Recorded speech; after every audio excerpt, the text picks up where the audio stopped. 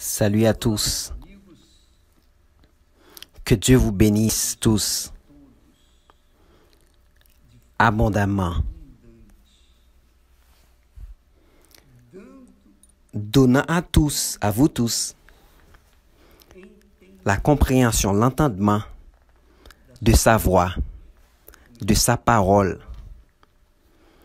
et qu'il vous donne les oreilles afin que vous puissiez comprendre, écouter la parole de Dieu, sa voix. Que vous soyez, qu'il vous soit donné en ce moment l'entendement, la pensée du Saint-Esprit. La parole de Dieu est la pensée de Dieu. La parole de Dieu est la voix du Tout-Puissant. Est la voix toute puissante. La parole de Dieu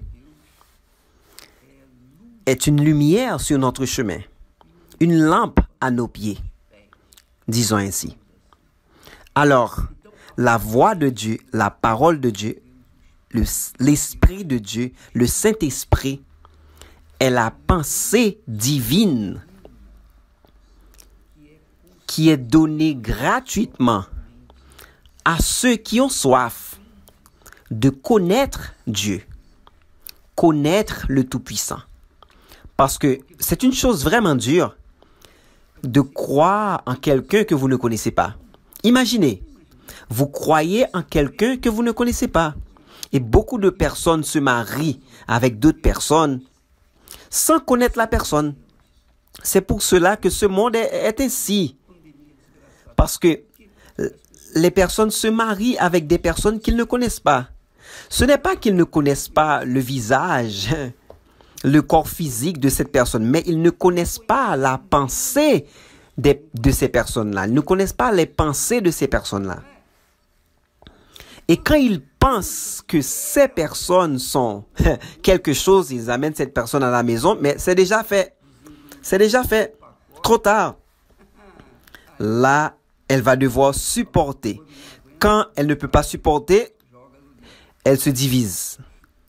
Mais, quoi qu'il en soit, quand Dieu nous donne sa pensée, c'est justement pour que cette pensée nous conduise ou conduise notre cœur. Pour que ce cœur, notre cœur soit orienté et ne soit pas laissé entraîner par les émotions, les sentiments, par les sensations que le monde nous montre, nous présente. Par exemple, combien de personnes qui se marient sans connaître l'autre personne? Pourquoi ils ne connaissent pas? Parce que ils n'ont pas eu l'Esprit de Dieu. Ils n'ont pas eu le discernement spirituel pour comprendre que cette créature, cette personne n'était pas pour elle ou pour lui. Cette personne peut être très belle, une personne très belle apparemment, mais la pensée de cette personne, seul Dieu connaît. Et la personne aussi connaît sa propre pensée, son esprit. Parce que son esprit, notre esprit, nous connaît notre pensée, connaît ce que nous avons à l'intérieur de nous. Alors, beaucoup de personnes se marient de la mauvaise manière parce qu'ils ne connaissent pas la personne avec laquelle ils vont se marier. C'est ainsi l'évangile, la parole de Dieu. Combien de personnes qui ont une foi aveugle, sans intelligence, une foi qui n'est pas accompagnée de savoir, de la pensée du Très-Haut. Peut-être que vous dites, mais évêque, je veux avoir la pensée de Dieu. Qui ne veut pas la pensée de Dieu? Tout le monde veut, mais pour que vous puissiez avoir la pensée de Dieu qui est le Saint-Esprit, qui est le baptême du Saint-Esprit, vous devez le chercher au-dessus de toute chose. C'est pour cela, vous vous rappelez que le Seigneur Jésus il a dit ainsi, cherchez premièrement le royaume de Dieu et sa justice, et toutes les autres choses vous seront données par-dessus. Il n'a pas parlé ainsi? Combien de fois vous avez déjà lu cette phrase? Beaucoup de fois, beaucoup de fois. Alors, est-ce que vous avez compris? Non, oui, j'ai compris.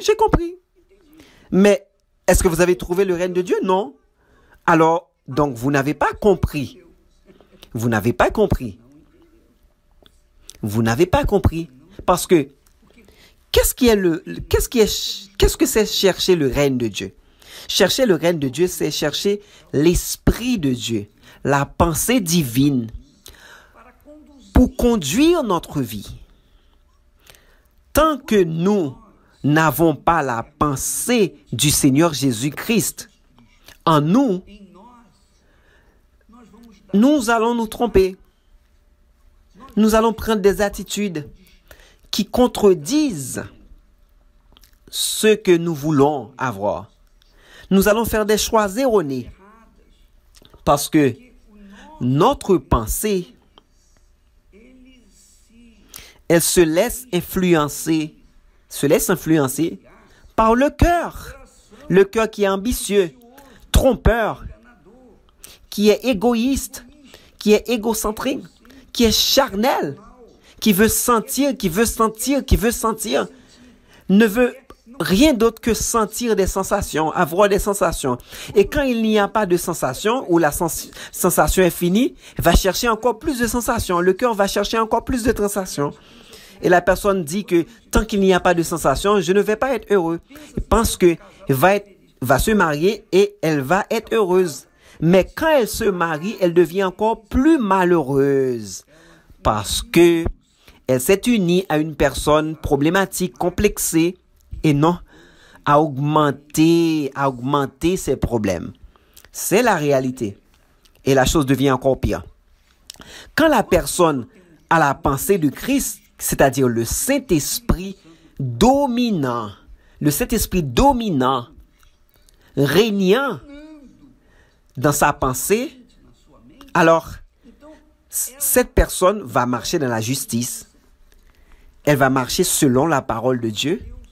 Elle va avoir une conduite, un comportement différent des autres personnes qui vivent selon les désirs de la chair. Et conséquemment, elle va comprendre, elle va voir, elle va détecter, elle va discerner la personne qui va faire partie de sa vie pour le reste de la vie et qui réellement va lui rendre heureuse. Mais premièrement, nous devons avoir le règne de Dieu, le règne du Seigneur Jésus régnant dans notre tête, dans notre pensée. Régnant ici, à la tête. Quand il règne ici, quand il parle, fait, quand il dirige, quand il oriente, parce que le Saint-Esprit, Dieu nous a donné le Saint-Esprit pour qu'il puisse nous orienter, nous guider dans toute la vérité. Le Saint-Esprit ne vient pas juste pour parler en langue. À quoi ça sert de parler en langue et continuer avec un mauvais caractère? À quoi cela sert de parler en langue et vivre dans le mensonge? Non, ça c'est la langue du diable. Ce n'est pas de Dieu. Et même si c'était de Dieu, si je n'ai pas ma vie conduite par le Saint-Esprit qui est la pensée du Seigneur Jésus-Christ, c'est clair que je peux être dans la meilleure église du monde. Ça ne va rien changer. Ça ne va rien résoudre. Parce que ce sont nos pensées qui font les choix corrects ou erronés, influencés par le cœur. Le cœur s'impose et induit la pensée à prendre des décisions. Et la personne qui prend les décisions selon le cœur qui est influencé par les yeux. Et si vous dites, oh, quelle belle personne, waouh. Voilà, c'est pas ce qu'on dit. Quelle belle personne. Oh, waouh. Intelligente, talentueuse. Il a de l'argent. Alors vous dites, si je me marie avec cette personne-là. Et quand vous vous mariez avec cette personne-là, parfaite à vos yeux, aux yeux physiques, non avec les yeux spirituels. Mais vous vous mariez avec cette personne parce que vous êtes influencé, vous vous êtes donné. C'est ce qui arrive dans les réseaux sociaux. Combien de personnes sont dans les réseaux sociaux, ils cherchent avec l'apparence. Ils regardent la physionomie de la personne, extravagante physionomie, merveilleuse. Mais quand vous rencontrez cette personne physiquement, vous voyez la personne, vous voulez fuir parce que c'est un monstre. Ça peut être un monstre. Alors, mon ami, ce que les personnes montrent dans ce monde, dans les apparences, ne sont pas nécessairement ce que vous voyez. Quand vous vous mariez avec cette personne qui apparemment, selon vos yeux, selon son visage, vous êtes influencé par le cœur, vous vous donnez à cette personne et vos pensées sont subordonnées, conduites par le cœur, alors vous faites le choix erroné et là, vous vous trompez. C'est pour cela que Dieu nous donne le Saint-Esprit. C'est pour cela que Dieu nous donne la pensée du Seigneur Jésus-Christ, qui est le Saint-Esprit.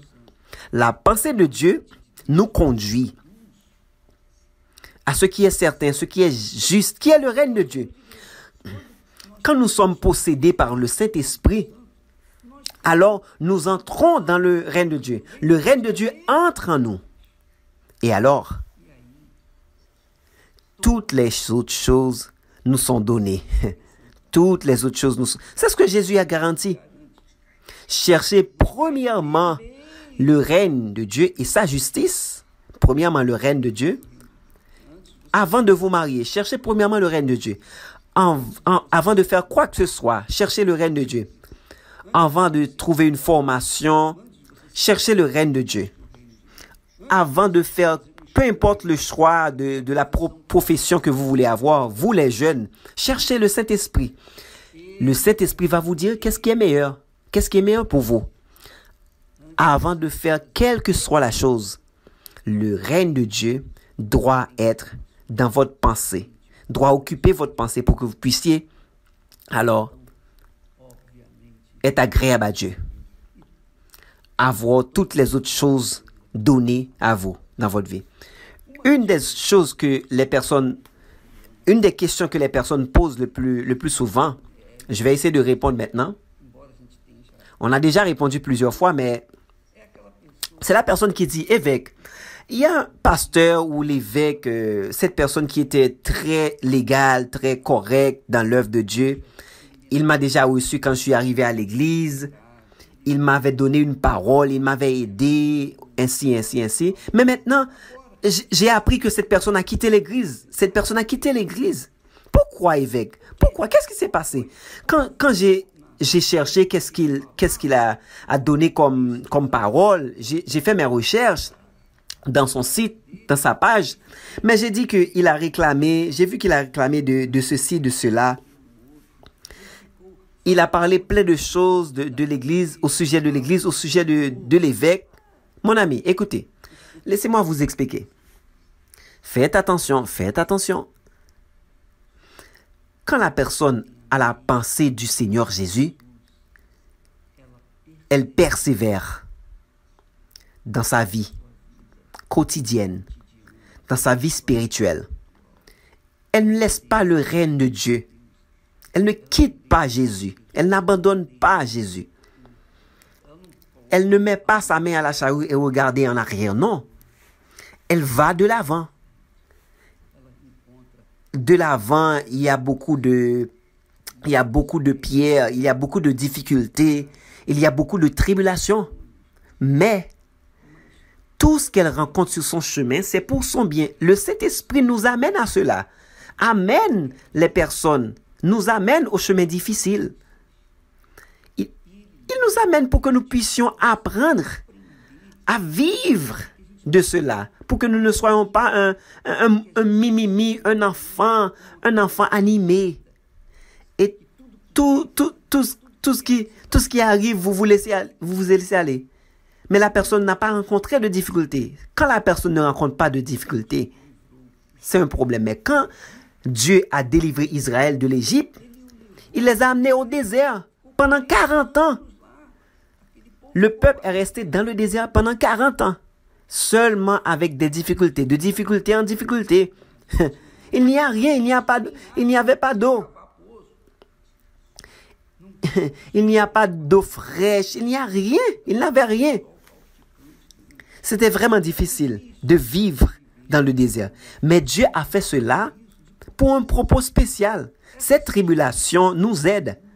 Et nous tous, nous devons passer par cela tous les jours. Parce que si nous n'avions pas, si je n'avais pas de tribulation, si je n'avais pas de persécution, si le monde ne me haïssait pas, si le monde me donnait des roses, des fleurs, vous savez qu'est-ce qui se passerait? J'allais rester ainsi un faible de la foi parce que il n'y aurait pas eu de problème. Qu'est-ce que je vais faire quand il n'y a pas de problème? Donc j'allais regarder les étoiles, j'allais chanter des louanges, alléluia, alléluia, alléluia. Et au fond, mourant dans ma foi, donc mes nerfs spirituels seraient faibles. Donc je peux vous dire cela. Je vais devenir vieux, je vais vieillir. Donc je dois faire de l'exercice pour continuer dans le mouvement.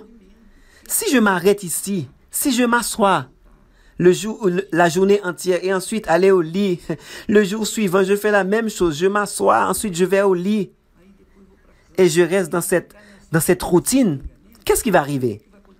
Je vais vieillir 10 fois plus vite que je devrais parce que j'allais me laisser entraîner par la facilité, par le confort. Et quand nous rencontrons des problèmes, nous devons faire des exercices. Nous devons exercer notre corps pour que nous puissions, disons, être attentifs, être vivants, être attentifs, pour que nous puissions servir notre Seigneur, notre Dieu, de la meilleure manière. Donc Dieu permet ces choses. Dieu permet ces injustices. Il permet toutes ces choses. Savez-vous cela? L'apôtre Paul a dit là, et si notre injustice fut la cause de la justice de Dieu? Alors, nous commettons une injustice sans le vouloir. Peut-être des fois nous commettons des injustices. Dieu transforme cette injustice en justice. Ça c'est arrivé. Ça m'est arrivé plusieurs fois. Donc, l'injustice du monde, mais je n'étais même pas là. Parce que la pensée de mon Seigneur n'a pas enlevé notre focus dans le fait de gagner des âmes. Donc, il y a beaucoup de mimimi maintenant qui entrent dans l'œuvre, des personnes qui entrent dans l'œuvre. Donc, ces personnes qui ont reçu des bénédictions, ces ex-pasteurs, ces ex-ouvriers, ces ex-évêques, ils ont été bénis au début. Et ils pensaient qu'ils avaient la pensée de Christ. Mais quand l'autel commence à demander à travers les difficultés, parce que si vous avez la foi seulement pour recevoir les bénédictions de Dieu, un instant s'il vous plaît, désolé, un instant s'il vous plaît. Écoutez bien, si vous avez seulement la foi pour gagner, vous allez perdre. Vous allez perdre même ce que vous avez. Donc, nous devons aussi l'avoir. Nous devons avoir la foi pour gagner, pour perdre. D'accord? Des fois, nous perdons quelqu'un, nous perdons des choses, nous perdons ceci ou cela. Nous perdons des positions des fois. Mais Dieu permet tout cela à un but spécial pour que nous puissions devenir plus forts. Parce que ce sont les tribulations qui font de nous des résistants. Grâce à Dieu pour les tribulations que nous avons. Parce que je suis vivant, je suis ici. Et je continue de la même manière. Les mêmes pensées. Ma pensée n'a pas changé. Mon message n'a pas changé. Dès le commencement. Pourquoi? Parce que la pensée que j'ai reçue fut la pensée du Seigneur Jésus. Donc, quand la personne décide de quitter c'est parce que cette personne n'avait pas la pensée de Dieu.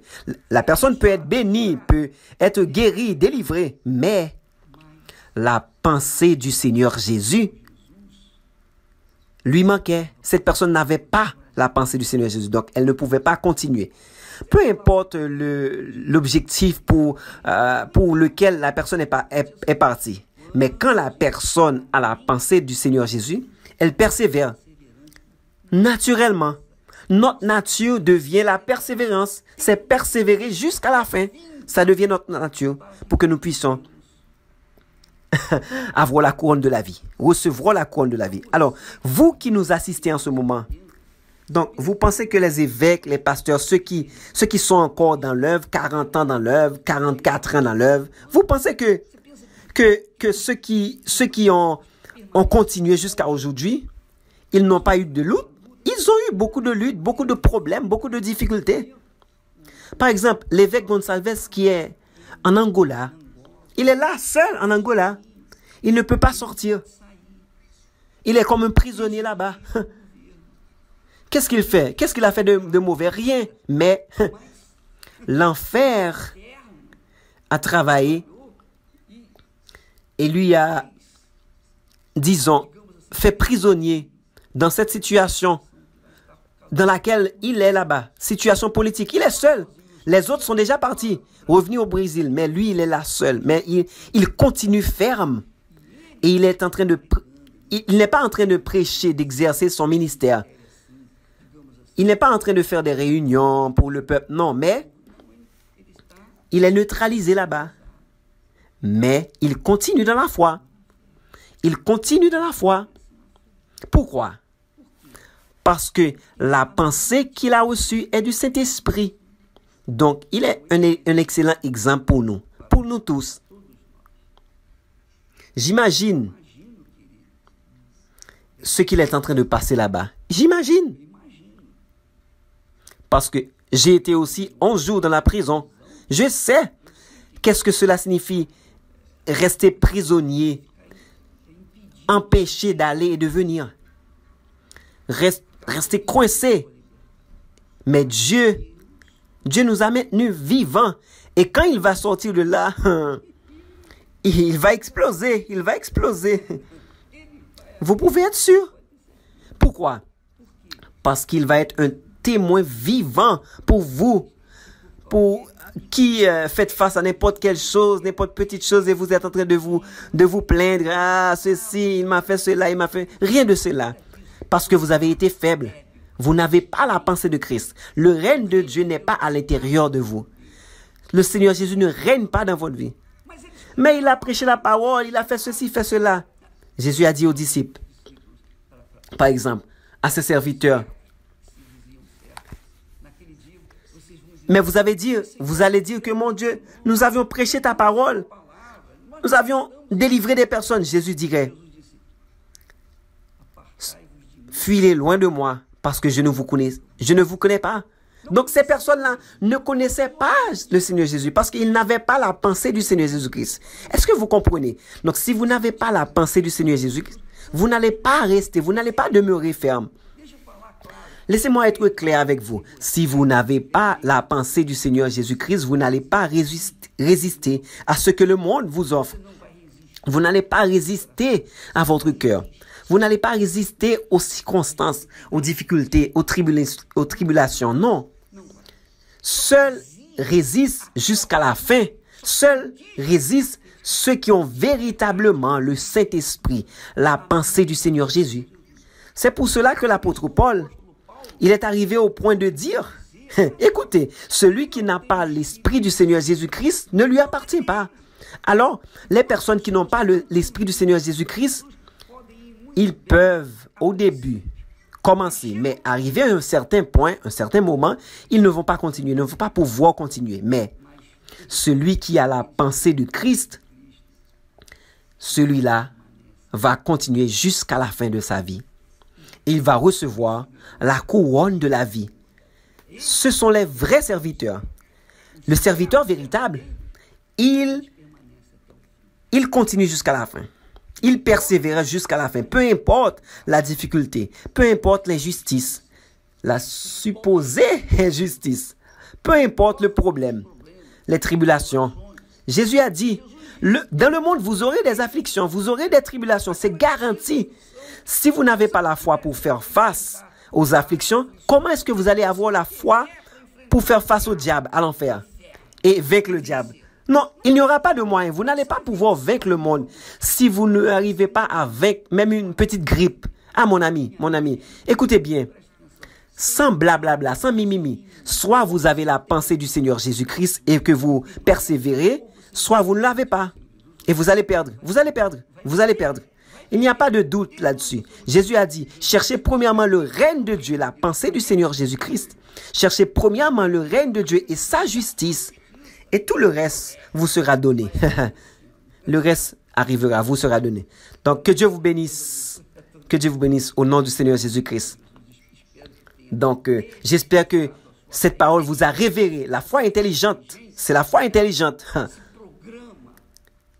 qui vous amène à une vie intelligente et de qualité. Que Dieu vous bénisse au nom du Seigneur Jésus-Christ. Amen.